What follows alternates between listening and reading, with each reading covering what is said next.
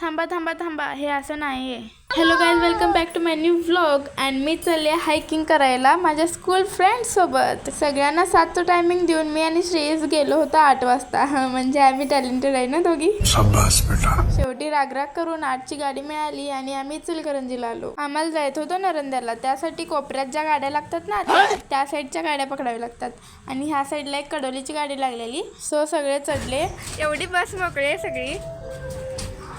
आणि यांना बसायचं आहे कुठं एकदम शेवटला बसणं आमचे लक्षणच होते नाही आधीपासून, म्हणून आता पण बसलेलंच. हा शेवटी अर्ध्या तासामध्ये आलो नरंदे. आणि नॉट नरंद्याच्या आधी जो घाट लागतो ना तिथे आम्ही उतरलेलं. तिथून डोंगरातून आम्ही ट्रॅकिंग करत जाणार होतो.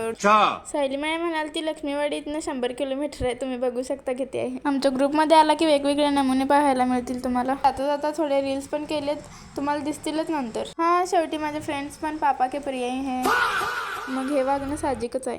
आणि तुम्हाला जर वाटत असेल की आमच्या ग्रुपमध्ये एडीचाळी करणारे कोण नाही आहेत तर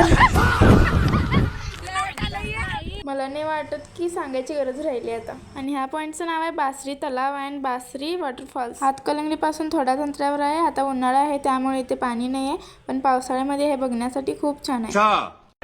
वाह क्या सीन है. आणि ह्या माझ्या फ्रेंड्स काट्या गोळा करायला, त्याचा अर्थ हा नाही की स्वच्छ करायला. ते असलं काय जमत नाही ह्यांना.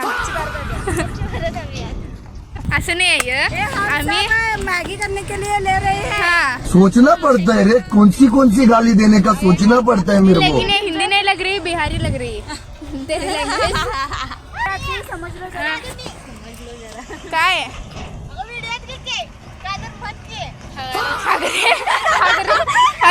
आता अशा ठिकाणी येताना कॅरीबॅग कोण आणते सांगा. ती एक श्रावणीनं आणलेली, त्यातच काट्या घातलीत सगळेजण. आता मेन पॉईंट आहे म्हणजे ट्रॅकिंग. त्यामध्ये आमचा प्लॅन होता की बासरी तलावापासून कृष्णा मंदिरपर्यंत ट्रॅकिंग करत जायचं डोंगरातून. आणि हे अंतर आहे 3 ते 4 किलोमीटर. काय चालेस आम्हाला जाताना वाटेत एक खाट दिसलेलं. ते कोणत्या प्राण्याचं आहे माहीत नाही. जर तुम्हाला माहीत असेल तर कमेंटमध्ये सांगा. आता ट्रॅकिंग करायचं आहे म्हणल्यावर अशा कितकाटातनं तर जायला लागणारच. आणि जाता जाता 2-3 रील्स पण केलेत. मी आधी सांगितले ना, हो विसरभोळे मी. आणि नेक्स्ट पार्ट तर खूप इंटरेस्टिंग होणार आहे. नेक्स्ट पार्टसाठी कमेंट करून सांगा. Bye bye guys.